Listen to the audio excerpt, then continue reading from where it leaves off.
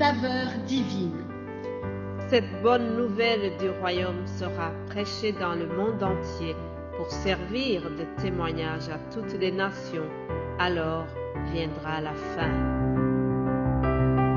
Ce pain céleste vous est présenté par Immaculée Niraneza. Shalom shalom, ndabaramukije mwese mu izina ry'umwami wacu Yesu Kristo. Ndabaramukije bakunzi b'ikiganiro Saveur Divine n'inshuti zose z'umusaraba, turabiyegereje mu izina rya Yesu Kristo. Jewe ngomba ndabashikirize ikiganiro cya Saveur Divine mu rurimi rw'ikirundi, nitwa Apotre Albert.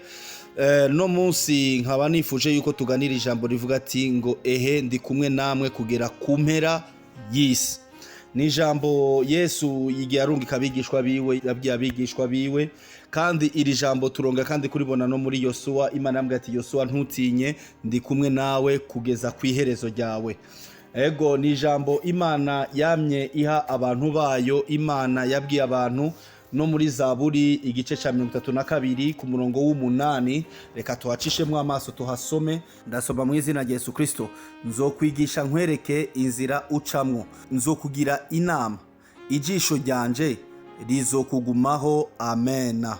Imana ico yifuza iragomba kutwigisha inzira yayo, kuko uru rugendo n'urugendo, mu rugendo harimo inzira, haraho duca. Imana iragomba kutwigisha inzira yayo, kandi muri iyo nzira niho harimwo rya jambo ivuga ati ndi kumwe namwe. Kuko iri kumwe nawe muri urwo rugendo, ntacu uzoba, ntuzokogwa n'isoni, ntuzotetegwa, ntuzomaramara, ntuzonakogwa n'isoni. Yesu amaze gupfa, amaze kuzuka, nawene iryo jambo ryariho guhera mu itanguriro mu isezerano rya kera. Yesu arongera abibwira abigishwa be, ni mugende ku isi yose, mushike ku mpera y'isi, nanje nzoba ndi kumwe namwe. Bisobanura nubwo mutazombona, nubwo ntazoba mutambonesha amaso y'inyama, ariko nzoba ndi kumwe namwe. Kuko Imana iteramiye ijambo ryayo kugira ngo irishitse. Reka twitize ijambo riri mu Vyakozwe n'Intumwa igice cya 4 ku murongo wa 13 kugeza ku murongo wa 22. Babonye ugushira amanga kwa Petero na Yohana, kandi babona ko batigishijwe, atari abanyabwenge, baratangara, maze bamenya ko babana na Yesu. Kandi babonye uwo muntu yakijijwe ahagararanye nabo, babura ico bavuga, barabataramura maze baja inama bati, mbega aba bantu tubagire gute? Ko vyamenyekanye kubaba i Yerusalemu bose yuko bakoze ikimenyetso rurangirana, natwe dushobora kubihakana gute? Ariko vyoye kurushiriza kwamamara mu bantu, tubahahirize ntibongere kugira umuntu n'umwe babarira muri iryo zina. Babahamagaje barabihanikiriza ngo ntibazirukanye ngo bavuge canke bigishe mu izina rya Yesu. Petero na Yohana barabishura bati, namba ari vyiza mu nyonga z'Imana ko bo bumvira kubarutisha Imana, ni mu bitandukanye. Kuko tweho tudashobora kureka kuvuga ivyo twabonye n'ivyo twumvise. Nabo bongeye kubahahiriza barabarekura, babuze uko bobahana kubw'abantu, kuko bose bahimbaza Imana ku vyabaye. Kuko uwo muntu yararengeje imyaka 40 avuze, uwakozwe ko ico kimenyetso cyo kumukiza. Amena. Ngatwumvishije Yohana na Petero bakoze igitangaza, ikimenyetso, bakiza umuntu. Imana bakoresha igitangaza. N'umuntu yaragwaye imyaka 40, baramusengera arakira, yararemaye arakira, ariko abantu bamukiza mu izina rya Yesu. Kuko Yesu yavuze ati ndi kumwe nawe. Imana irinze ico yavuganye, kuko ari we yabarungitse. Mwene data, birashoboka mu gikorwa c'Imana, Imana ikaba yaraguhamagaye, asanga warahamagawe n'Imana. Ico Imana yavuganye nawe, nawe we uri umukozi wayo. Genda wizere. Petero yabwiye Yesu ngo kubw'ijambo ryawe ndatera urusenga. Petero yaje kumubwira ati, Yesu naraye ijoro ryose, raba ntaco twafashe. Yesu aramubwira ati, tera urusenga iburyo. Aramubwira ati, ngo kubw'ijambo ryawe ndatera urusenga. Umva mwene data, Yohana na Petero babwiye ikirema ntaco dufise, ariko ico dufise turakiguha. Mu izina rya Yesu Kristo haguruka. wa muntu arizera arahaguruka arakira, yari yiteze kuronka amafaranga. Umva nkubwire, kuko ari Yesu yakurungisa ari kumwe nawe. Humura ivyo uri kuracamwo vyose si vyo kukwica, Yesu ari kumwe nawe.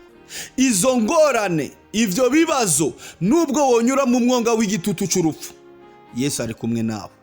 Nubwo wowe uri mu gasho ufunzwe, baguhama, bagutera amabuye, batagukunda, batagushaka, uri mu bitaro, uri mu iserumu, ariko hari ico yavuze, yarakubwiye ati nimugende, Yesu hari ikimenyetso aza gukora, kuko ari kumwe nawe. Ntashobora kuguta, ntashobora kukurekura. Yesu Kristo ari kumwe nawe kugeza ku mpera. Mwene data, nje kukuremesha, nje kugutera intege nkubwira ijambo ati niwe yavuze ati nzoba ndi kumwe nawe kugeza ku mpera y'isi. Muri urwo rugendo arazi ko muzohamwa, muzokena, muzobura ivyo gufungura, bazobatera amabuye, bazogomba kubica, ariko Yesu Kristo ari kumwe nawe. Wibuke mission yawe Kristo yaguhaye ko ari kumwe nawe.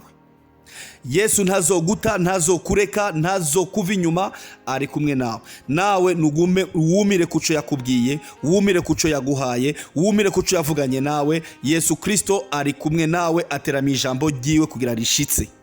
Ba Petero haciye Yesu yaramaze gupfa, yaramaze kuzuka, ari mu ijuru, ariko kuko yabatumye, yabahaye ijambo ryiwe, yabatumye arabasezerana, bakoze ibitangaza byinshi. Intumwa zakoze ibitangaza byinshi kuko Yesu yari kumwe nawe.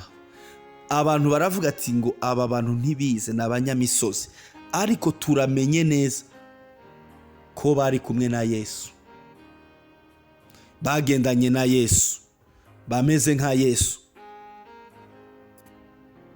Umva nkubwire, niwumire kuri Kristo Yesu, niwumire kuri Yesu Kristo. Niyaba ari kumwe nawe, vyose bizokunda, vyose bizemera, vyose bizocamo, kuko niwe Alpha na Omega, niwe ntango n'iherezo, niwe yugurura kandi ntihagire uwugara, niwe yugara ntihagire uwugurura. Uwo ni wamwizera ukagendana nawe, ukabana nawe, vyose bizokunda kandi vyose bizoshoboka.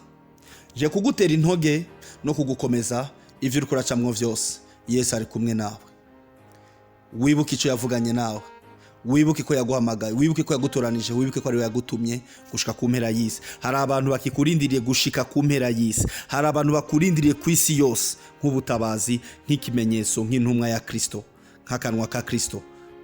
Mwarahezagiwe. Shalom shalom. Reka dusenge.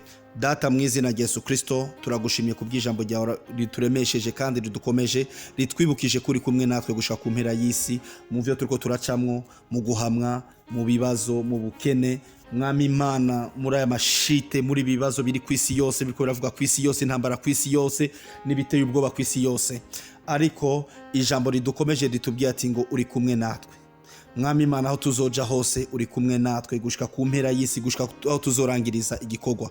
Data, turagushimiye kuri umwizigirwa, kuzoturinda kandi uzobikora neza, kandi uzobana natwe, uziyerekana bice muri twebwe mu byo dukoresha, kubwishimwe n'icubahiro cyawe. Reka ijambo ryawe rigire ububasha ku baryumva bose, ribahezagire mu izina rya Yesu. Amen.